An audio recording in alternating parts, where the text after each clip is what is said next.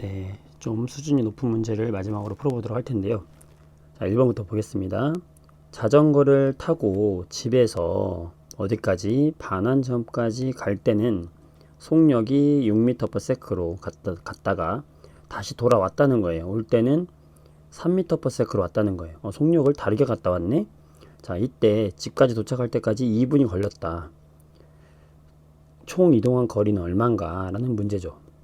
자, 지금 이 문제는 그림으로 한번 생각을 하는 게 좀 편할 텐데, 집에서 출발을 합니다. 어디까지? 반환 지점까지. 자, 그때 갈 때는 속력이 6m/s의 평균 속력으로 갔다는 거예요. 그러다가 올 때는 3m/s의 속력으로 왔다는 거거든요.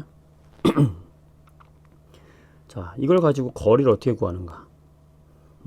지금 도착할 때까지 전체 걸린 시간이 2분이다 라는 이야기를 해줬어요.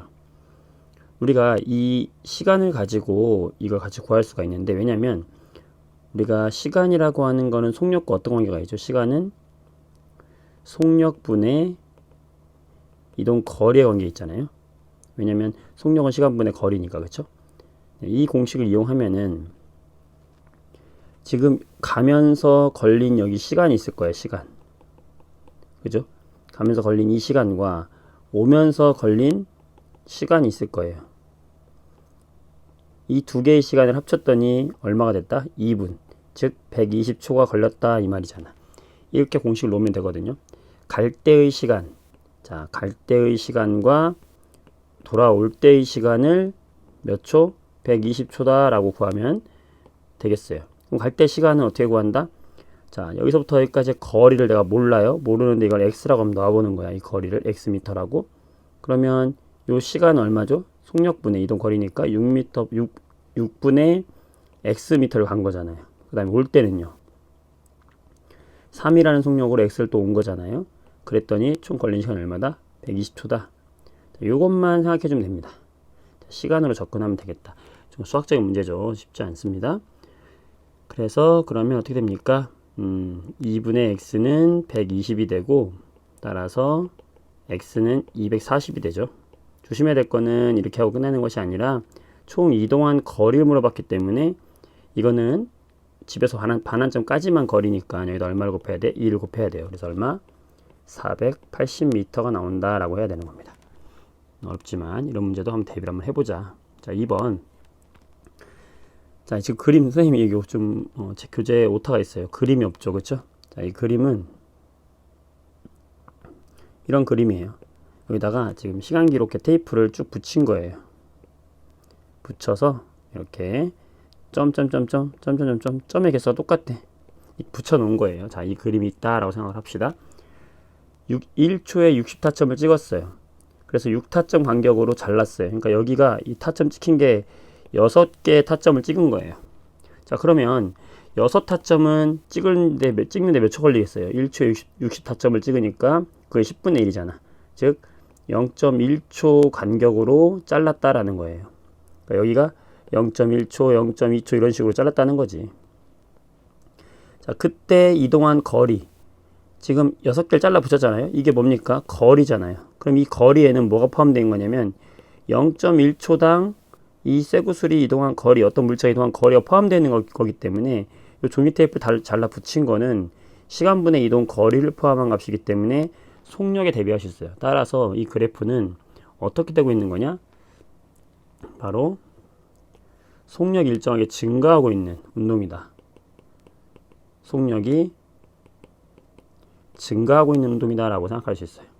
따라서 기억, 등속 운동 아니고 속력이 증가하는 운동이고요. 점점 타점 사이의 간격이 넓어졌다고 보면 되겠죠. 속력이 빨라졌으니까. 60분의 1초가 아니라 몇 초? 0.1초 동안 이동한 거리다. 이렇게 구하면 되겠습니다. 다음 문제 볼게요. 3번인데요.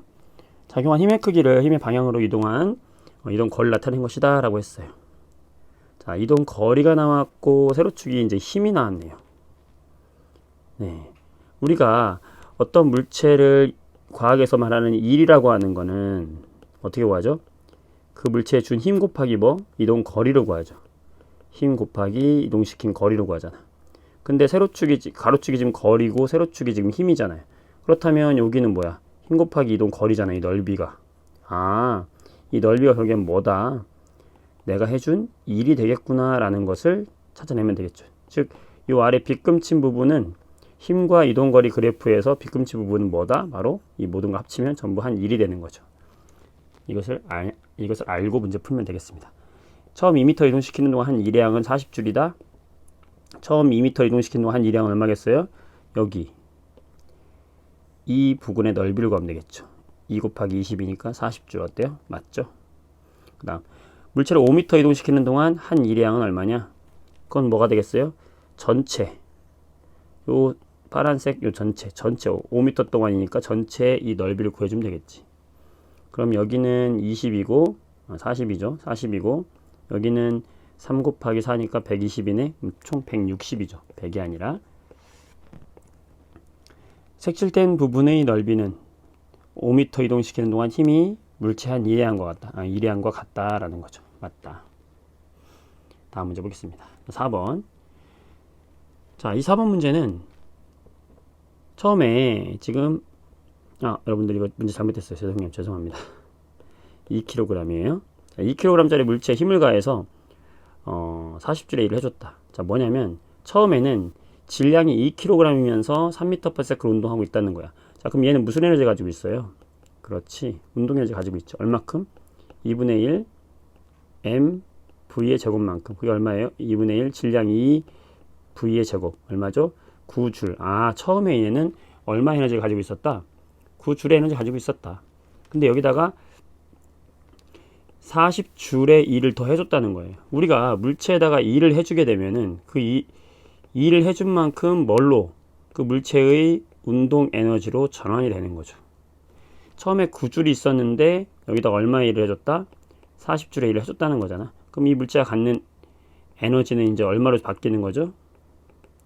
49줄로 증가하는 거예요. 이 에너지는 무슨 에너지입니까? 운동 에너지죠. 속력이 있으니까. 그럴 때 이 속력을 구해라 라는 거니까 이때 운동 에너지는 공식이 뭐예요? 2분의 1의 mv 제곱. 여기다 넣으면 되는 거죠. v는 지금 2m/s 2kg을 했으니까 이 없어지니까 결국에는 v 제곱이 얼마야?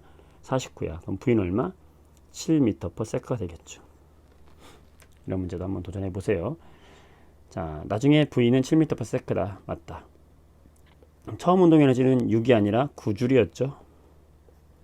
한 일은 운동 에너지로 전환된다. 그렇다. 알 수 있겠죠. 5번 문제 보겠습니다. 자, 5번은요.